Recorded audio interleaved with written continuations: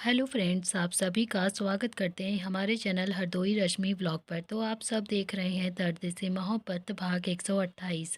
इससे पहले इस कहानी के 127 भाग अपलोड हो चुके हैं चैनल पर। अगर आप सबने नहीं पढ़ा है तो ज़रूर पढ़ लीजिएगा। तो चलिए फ्रेंड, देखते हैं अब तक आप सबने पढ़ा था। अवनी बोलती है कि तुमने तो मेरी हालत ही ख़राब कर दी। 1 महीना हो गया है हमारी शादी को, लेकिन नील तुमने तो मुझसे एक बार ठीक से बात तक नहीं करी और ना ही मेरी तरफ देखते हो। ये कहते हुए अवनी की आंखों से आंसू एकदम से बहने लगे थे और फिर नील का दिल तो अब एकदम से धक हो गया था, क्योंकि वो बहुत ही अच्छे से जानता था कि वो अवनी को बहुत ही ज़्यादा हर्ट कर रहा है। लेकिन इतना हर्ट कर रहा है ये वो बिल्कुल भी नहीं जानता था। इतना आप सभी लोग पिछले भाग में देख चुके थे। तो चलिए देखते हैं फ्रेंड्स, अब आगे इस कहानी में क्या होता है।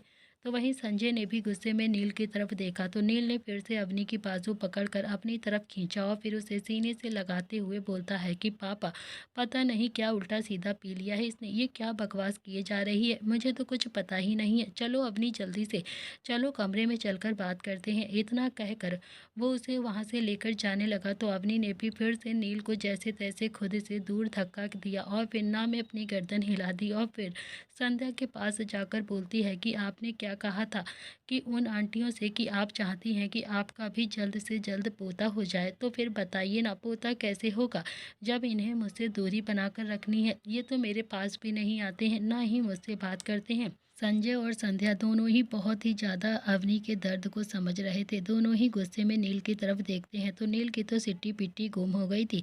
उसने फिर से इधर उधर देखा जैसे वो उन दोनों ही शैतानों को ढूंढ रहा हो, क्योंकि कहीं ना कहीं नील बहुत ही अच्छे से जानता था कि ये काम अवनी तो बिल्कुल भी नहीं कर सकती है।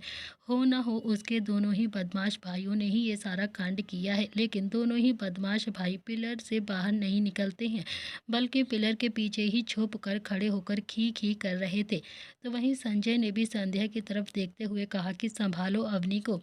संध्या ने भी अवनी की बाजू पकड़कर अपने गले लगा लिया और फिर बहुत ही प्यार से बोलती है कि मैं हूं ना, सब कुछ ठीक हो जाएगा बेटा। अवनी की आंखों से आंसू एकदम से गिरने लगे थे। वो बोलती है कि कुछ भी नहीं ठीक होगा, कुछ भी नहीं ठीक होगा। मुझे लगता था कि नील बहुत ही ज़्यादा अच्छा है, मेरे हर बचपने को माफ़ कर देगा, लेकिन नील अच्छा नहीं है बिल्कुल भी। ये कहते हुए उसने भी संध्या पर अपनी बाहें चारों तरफ से लपेट दी थी। संध्या जैसे तैसे अवनी को लेकर सोफे पर आकर बैठ गई थी। वो भी गुस्से में नील की तरफ घूर कर देख रही थी।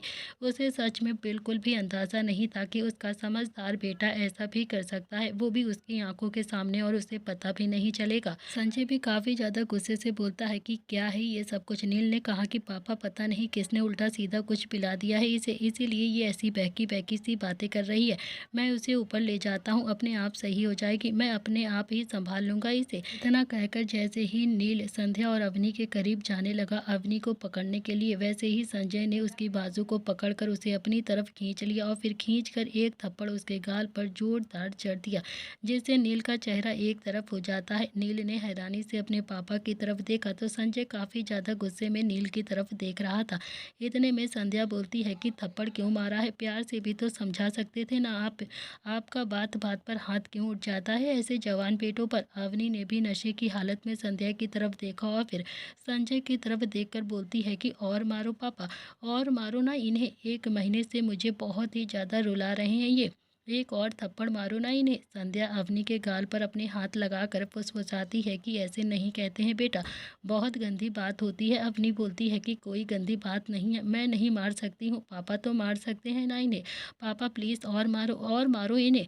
संजय ने भी काफ़ी ज़्यादा गुस्से से कहा कि तेरे अंदर बिल्कुल भी अकल नहीं है नील, मैं तो तुझे सबसे ज़्यादा समझदार समझता था ना, लेकिन तू ऐसी बचकानी हरकत करेगा ये तो मैंने कभी सपने में भी नहीं सोचा था।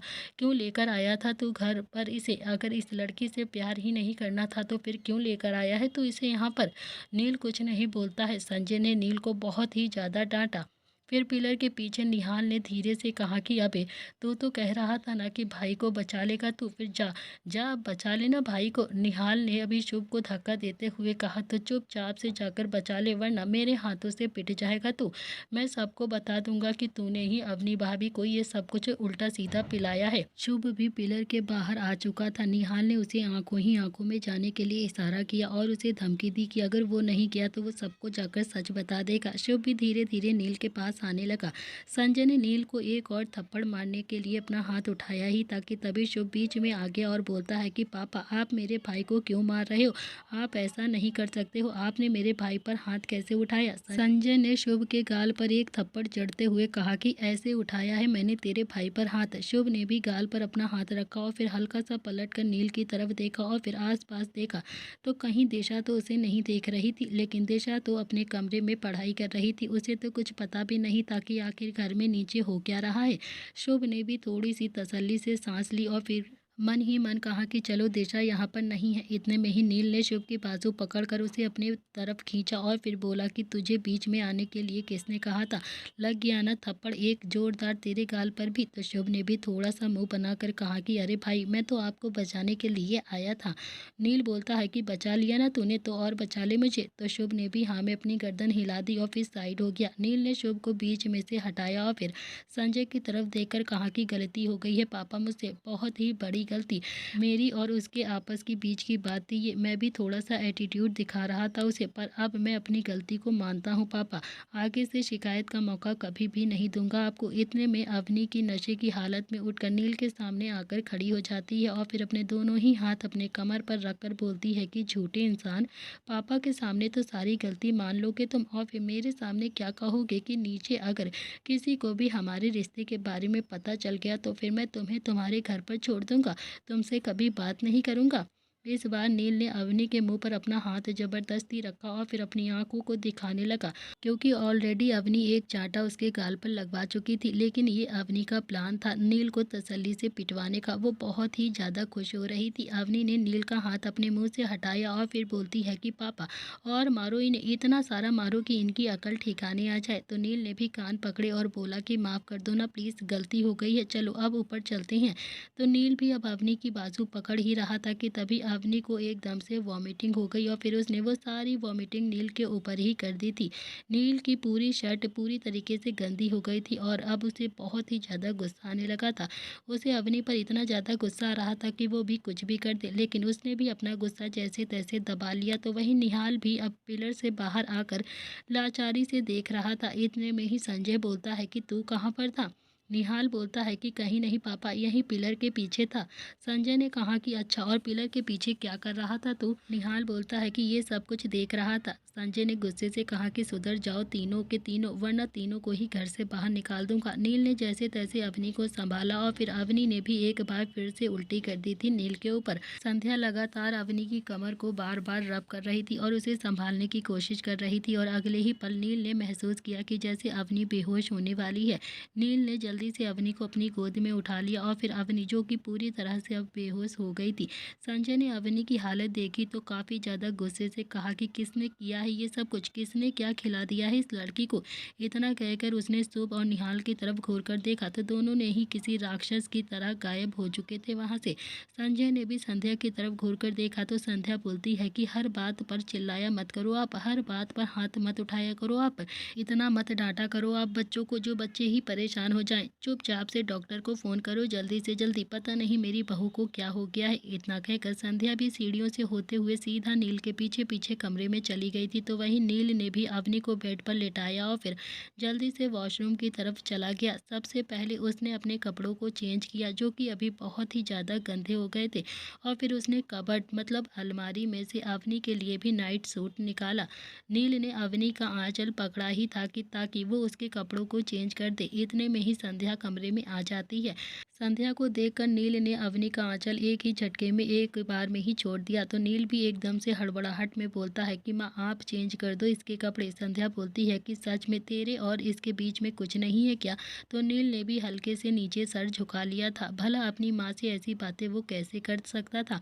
संध्या बोलती है कि नील मुझे तो ये उम्मीद नहीं थी तुमसे बिल्कुल भी, सब कुछ छोड़ छाड़ कर तेरे साथ आई है ये, और फिर इतने बड़े खानदान की इकलौती बेटी भी है, तेरे लिए खाना बनाती है, तेरा बहुत ही अच्छे से ध्यान रखती है, और फिर तुझे क्या चाहिए?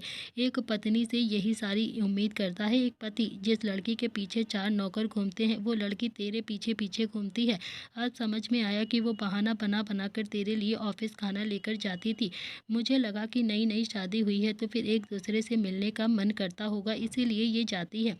ये नहीं पता था कि तुझे मनाने के लिए इतनी मेहनत कर रही है, तेरे लिए खाना बनाकर ऑफिस तक लेकर जाती है।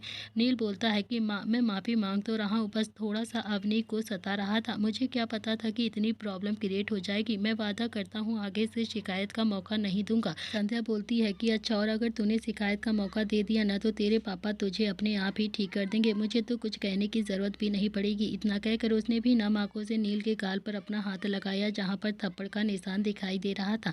नील जानता था कि उसकी माँ उसके लिए बहुत ही ज़्यादा इमोशनल हो जाती है और शायद इतना कि किसी भाई के लिए भी नहीं होती थी। नील ने अपनी माँ का हाथ पकड़ा और उसकी हथेली को चूमकर कहा कि आप प्लीज़ उसके कपड़े चेंज कर दो माँ। देखो, उसने उल्टी करके सारे कपड़े गंदे कर लिए हैं, बाकी की मैं संभाल लूँगा, प्लीज़ माँ प्लीज़। संध्या बोलती है कि खुद क्यों नहीं करता है तो नील बोलता है कि माँ समझने की कोशिश करो, सच में मेरे और अवनी के बीच में कुछ भी नहीं है। अच्छा नहीं लगता है उसकी मर्जी के खिलाफ उसे छूना मुझे। संध्या भी आंखें छोटी करके बोलती है कि अच्छा, उसकी मर्जी के खिलाफ उससे दूरी बनाकर रख सकता है तो उसे परेशान भी कर सकता है, लेकिन यहाँ पर तेरी शराफत जाग जाती है। नील भी शर्मा कर अपने सिर को अपनी माँ के कंधे पर रख लेता है और धीरे से बोलता है कि माँ प्लीज कर दो ना चेंज आप। संध्या ने भी हाँ में अपनी गर्दन हिला दी और फिर नील पलट कर खड़ा हो जाता है तो संध्या ने भी एक नजर नील की कमर की तरफ देखा और फिर हल्के से मुस्कुरा कर बोलती है कि अपने पापा पर गया है। संध्या कपड़े चेंज करने लगती है और फिर नील बोलता है कि माँ पापा मुझे माफ़ तो कर देंगे ना। संध्या बोलती है कि अवनी की माफ़ी की फिक्र कर दो, संजय को तो मैं समझा दूंगी। ये कहते हुए संध्या ने कपड़े चेंज कर दिए और फिर तभी कमरे में एक और फीमेल डॉक्टर आ जाती है। संध्या अवनी के कपड़े लेकर वॉशरूम में चली गई थी और फिर उन्हें रखकर बाहर आ जाती है। तब तक डॉक्टर अवनी का चेकअप कर रही थी। उसने चेकअप करने के बाद कहा कि मिस्टर प्रताप, लड़की ने 4-5 दिन से कुछ भी खाया नहीं है और फिर उसने शायद कुछ गलती से पी लिया है जिसकी वजह से इसे बहुत ज़्यादा नशा हो गया है और फिर उल्टियाँ भी इसीलिए हो रही हैं क्योंकि खाली पेट इसने पिया था तो फिर डाइजेस्ट नहीं कर पाई। ये सुनकर कि अवनी ने 4-5 दिन से कुछ भी नहीं खाया है, नील की नज़रें तो एकदम से झुक गई थी और संजय की आंखों में गुस्सा उतर आया था। संध्या भी बात को संभालते हुए बोलती है कि अवनी को होश तो आ जाएगा ना, वो ठीक तो हो जाएगी ना। डॉक्टर ने भी एक पेपर लिया और कुछ मेडिसिन लिखी और फिर संध्या के हाथ में देते हुए कहा कि हाँ, वो बिल्कुल ठीक हो जाएगी, बहुत बड़ी बात नहीं है, लेकिन बस थोड़ा सा खाने पीने का ध्यान रखें और कोशिश कीजिए कि वो खुश रहें। संजय भी थोड़ा सा जोर से चिल्लाकर बोलता है कि शुभ निहाल दोनों ही वहां पर देवता की तरह आकर एकदम से प्रकट हो गए थे और एक साथ हाथ जोड़कर बोलते हैं कि जी पिताश्री, आपने हमें याद किया है क्या।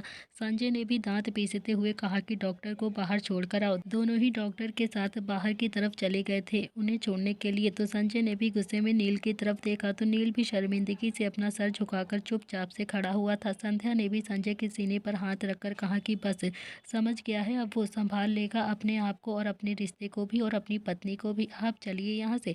संजय बोलता है कि तुम हमेशा ही इसकी गलतियों पर पर्दा क्यों डालती हो। सोचो जरा, अगर ये अपने पापा से जाकर कहेगी कि इसने प्रताप हाउस में 4 दिन से खाना तक नहीं खाया है तो फिर क्या इज्जत रह जाएगी हमारी वहाँ पर। इसे इतनी भी अकल नहीं है कि इसकी बीवी 4 दिन से भूखी है और उसे पता भी नहीं है ऐसा कैसा प्यार किया था इसने इस लड़की से। शेर इसी के लिए ही पकड़ कर लाया था ना, या फिर बस दिखाने के लिए लेकर आया था कि मैं शेर को भी पकड़ सकता हूँ। संध्या भी संजय की तरफ देखती है और उसकी बाजू पकड़कर खींचते हुए बाहर ले जाती है और बोलती है कि अरे आप चलिए ना, मैंने उसे बहुत डांट दिया है, आप क्या उसे डांटते ही रहोगे क्या। उसे अपनी गलतियों का एहसास है, आप देखना कल दोनों के बीच में सब कुछ ठीक हो जाएगा, आप चलिए यहाँ से। ये कहते हुए संध्या संजय को जैसे तैसे खींचकर वहां से लेकर चली जाती है तो वहीं नील भी अवनी की तरफ देख रहा था। उसके कानों में वो बात एकदम से गूंजती है कि अगर आप एक दिन खाना नहीं खाओगे तो मैं 4 दिन खाना नहीं खाऊंगी। नील की जिद को अवनी ने अपनी जिद से तोड़ दिया था। नील जाकर अवनी के पास लेट गया और फिर उसने भी अवनी की तरफ देखा और फिर अपनी आंखों को बंद कर लिया। वहीं दूसरी तरफ रुद्र ने गाड़ी पुरोहित हाउस के बाहर रोकी, लेकिन उसे घबराहट बहुत ज्यादा हो रही थी कि कहीं नरेन उसके साथ फिर से बहस न करने लगे। नरेन अपने कमरे में बैठा हुआ था और तभी उसका फोन रिंग होता है। उसने फोन देखा तो शुभ का फोन आ रहा था। नरेन इरिटेट हो गया था, उसने भी फोन उठाया और बोला कि तुम्हारी आंटी को प्यार कर रहा हूँ।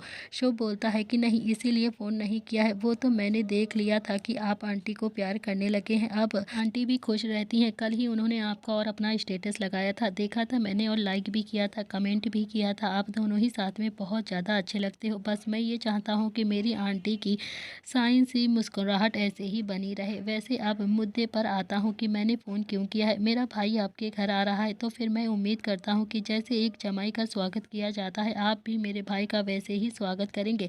अगर आपने थोड़ी भी ऊपर नीचे करने की कोशिश की ना, तो फिर आप जानते हैं मैं क्या करूँगा।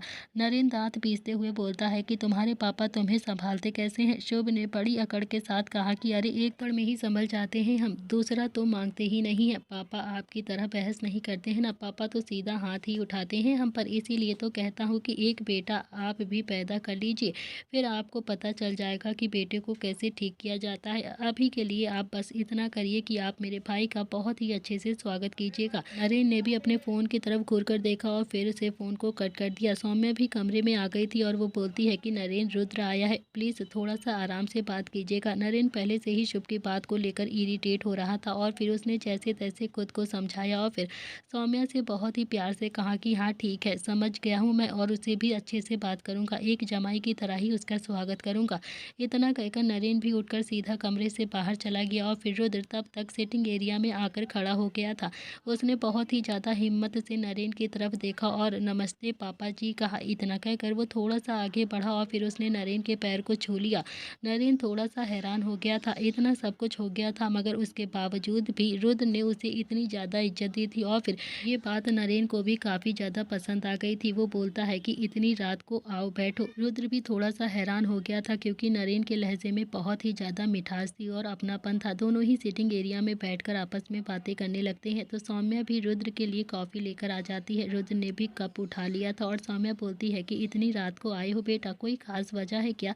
रुद्र बोलता है कि नहीं, कोई ख़ास वजह तो नहीं है, यहाँ से गुजर रहा था तो फिर सोचा आप लोगों से मिलता चलूँ, इसीलिए यहाँ पर आ गया था आप लोगों से मिलने के लिए। सौम्या और नरेन भी रुद्र की तरफ देख रहे थे। उससे ठीक से झूठ भी नहीं बोला जाता था, लेकिन फिर भी उसे अपने प्यार का इजहार सबके सामने करने में बहुत ही ज़्यादा शर्म आती थी। इसीलिए सौम्या मुस्कुराकर बोलती है कि अच्छा बताओ क्या खाओगे, मैं कुछ बना देती हूँ। रुद्र बोलता है कि नहीं, मैं तो खाना खाकर आया हूँ, आप बताइए आप कैसी हैं? सौम्या ने भी बहुत ही प्यार से मुस्कुराकर कहा कि मैं तो बिल्कुल ठीक हूँ। नरेन बोलता है कि अच्छा रुद्र, तुम आ ही गए हो तो फिर भारत का प्रोजेक्ट भी थोड़ा सा डिस्कस कर लेते हैं। रुद्र ने भी हाँ में अपनी गर्दन हिला दी और फिर नरेन ने एक नौकर से कहकर अपना लैपटॉप मंगवाया और फिर खोलकर रुद्र के सामने रख दिया। रुद्र उस प्रोजेक्ट की डिटेल्स को देखने लगता है। इस वक्त वो बहुत ही ज़्यादा सीरियस लग रहा था। दोनों ही प्रोजेक्ट पर डिस्कशन करने लगते हैं। सौम्या उठती है और वहाँ से चली जाती है। वो सीधा किट्टू के कमरे में आई तो किट्टू इस वक्त पढ़ाई कर रही थी। सौम्या बोलती है कि रुद्र आने वाला है, तुमने बताया नहीं था?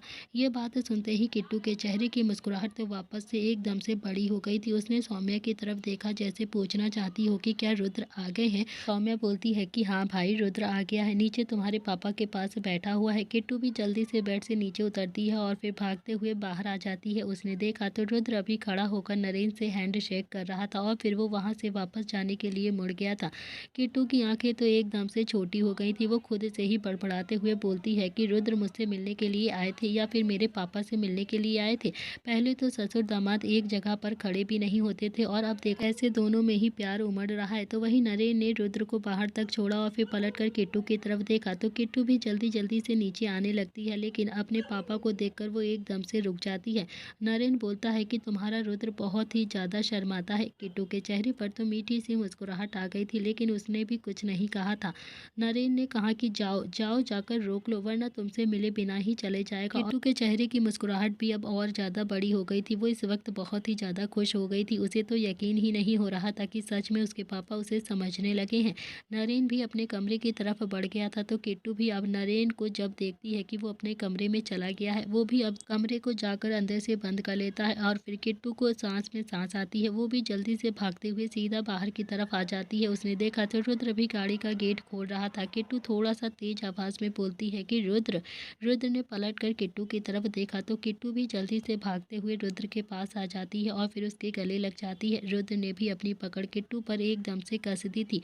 किट्टू कुछ देर तक तो रुद्र को ऐसे ही पकड़कर खड़ी रहती है। उसका तो मन ही नहीं भरता था। रुद्र को ऐसे गले लगाने से वो बहुत ही ज़्यादा खुश हो रही थी आज। फिर वो थोड़ा सा दूर हो जाती है और उसने एक ही सेकंड में रुद्र के पूरे चेहरे को चूम लिया था। रुद्र हैरानी से किट्टू की तरफ देख रहा था और फिर किट्टू ने फिर से रुद्र के हाथ अपनी कमर से हटाए और फिर दूरी बनाकर बोलती है कि मैं आपसे बहुत ज़्यादा नाराज़ हूँ ना, आप मुझे मनाने के लिए आए हो, फिर आकर मना तो लो मुझे। इतना कहकर किट्टू वापस से जाने लगी तो रुद्र भी बहुत ही ज़्यादा हैरान था, लेकिन किट्टू फिर से पलटी और फिर जाकर रुद्र के गले लग गई। उसने फिर से रुद्र के सारे चेहरे को चूम लिया और फिर से दूर होकर बोलती है कि मैं गुस्सा हूँ, बहुत ही ज़्यादा गुस्सा, और अगर आपने नहीं मनाया मुझे तो फिर मैं भी प्रताप हाउस नहीं आऊँगी। इतना कहकर किट्टू वापस से अंदर की तरफ जाने लगी, लेकिन एक बार वो फिर से पलटती है और फिर एक कदम आगे रुद्र की तरफ बढ़ती है और फिर से वापस से पलटकर भागते हुए अपने कमरे में चली जाती है। उसे तो इस वक्त बहुत ही ज़्यादा हंसी भी आ रही थी। सच में किट्टू बहुत ही ज़्यादा अच्छी थी, बहुत ज़्यादा प्यारी और बहुत ही ज़्यादा चंचल और मासूम। रुद्र ने एक गहरी सांस लेकर कहा कि अब तो बीवी को मनाना ही पड़ेगा। रुद्र भी पुरोहित हाउस के घर के अंदर चला गया और फिर उसने एक नज़र सौम्या की तरफ देखा जो कि किचन में थी। सौम्या ने मुस्कुराकर कहा कि दामाद जी, इतना शर्माना भी ठीक नहीं होता है, आपकी ही बीवी है।